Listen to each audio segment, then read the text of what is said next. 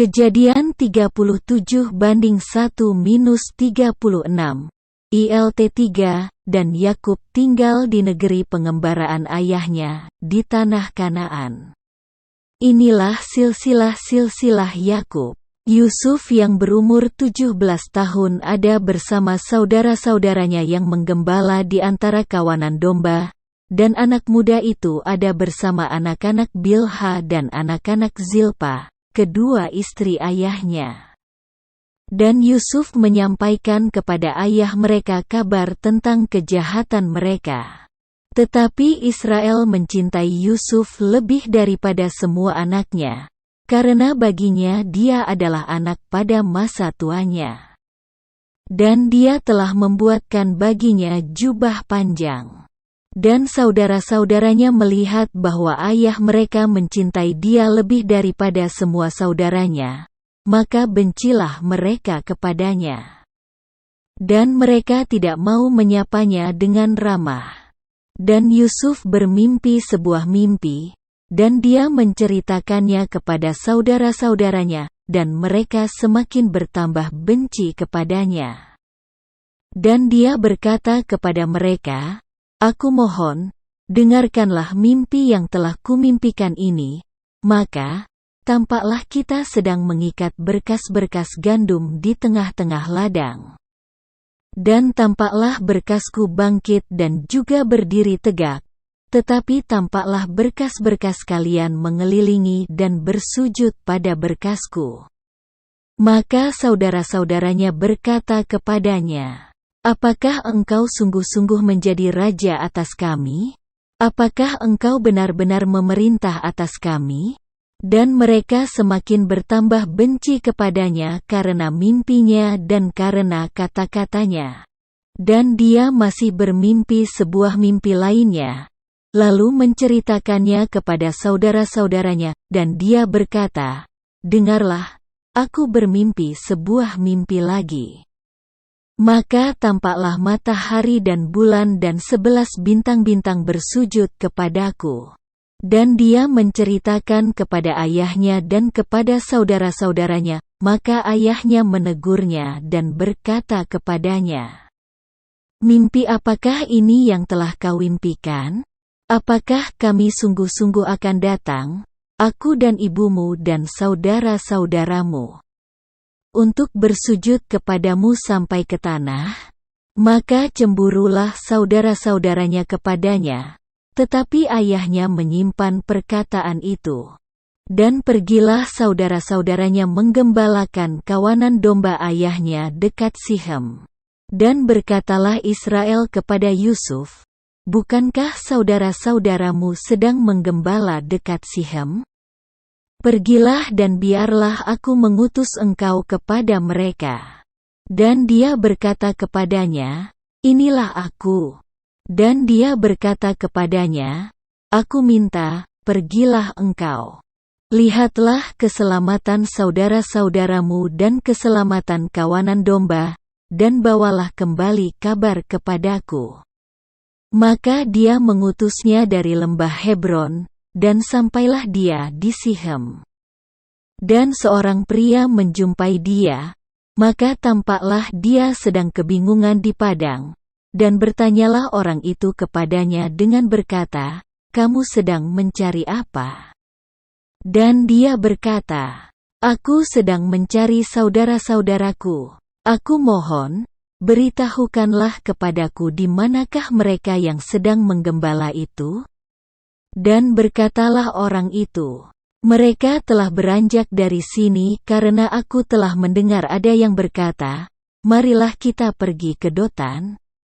Maka Yusuf menyusul saudara-saudaranya, dan dia menjumpai mereka di Dotan.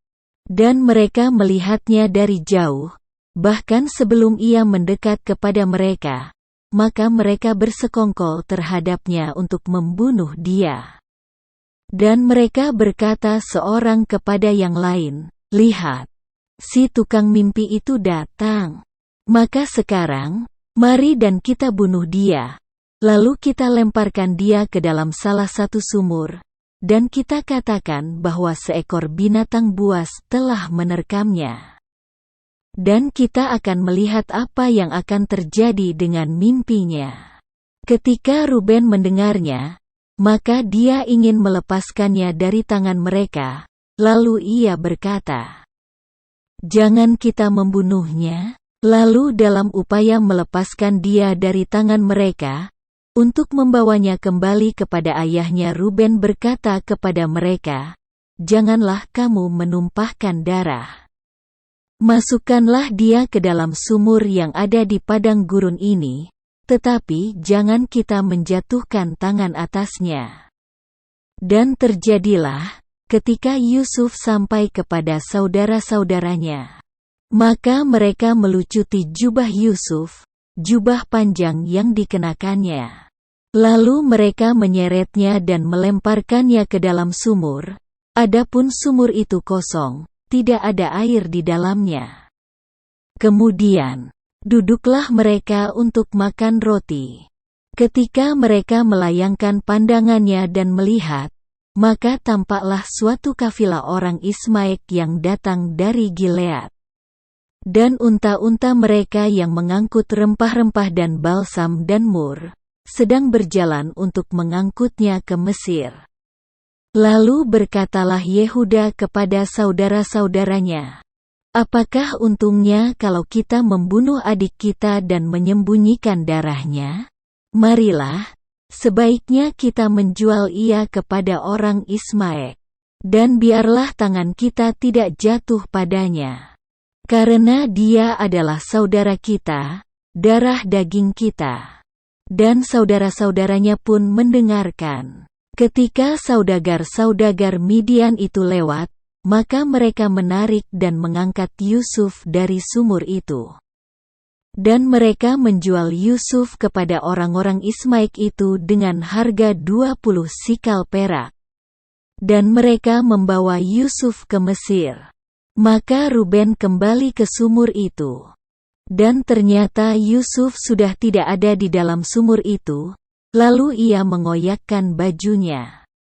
Dan dia kembali kepada saudara-saudaranya, lalu berkata, "Anak itu sudah tidak ada, lalu aku.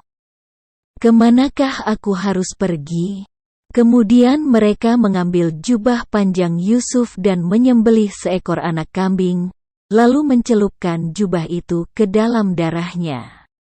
Selanjutnya, mereka mengirim jubah panjang itu dan membawanya kepada ayah mereka, dan mereka berkata, "Kami menemukan jubah ini, kenalilah, apakah ini jubah panjang anakmu atau bukan?"